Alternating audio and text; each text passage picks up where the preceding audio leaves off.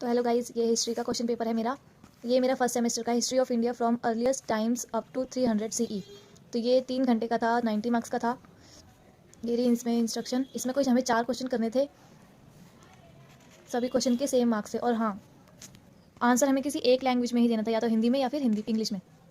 तो अब इसका सेकेंड क्वेश्चन देखते हैं हमारी। तो ये फर्स्ट क्वेश्चन दिया हुआ है,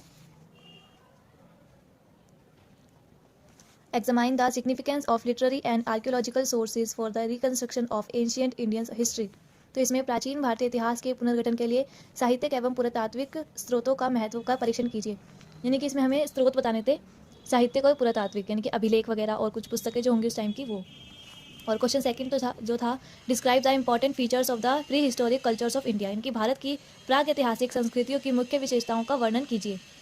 और ये थर्ड था discuss the extent and town planning of Harappan civilisation, Harappa सभ्यता के विस्तार एवं नगर योजना की विवेचना कीजिए। हड़प्पा सभ्यता में जो नगर थे वो किस तरीके से बसे हुए थे उसका हमें एक्सप्लेन करना है। और ये question fourth write an essay on the social and economic conditions during the later Vedic period, यानी कि उत्तर वैदिक काल की सामाजिक एवं आर्थिक अवस्थाओं पर एक निबंध लिखिए।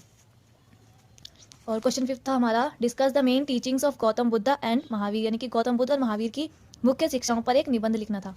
और क्वेश्चन सिक्स था assess the significance of Ashoka dhamma policy, यानी कि अशोक का जो धम्म का सिद्धांत था, धम्म की जो नीति थी, उसका हमें महत्व बताना था।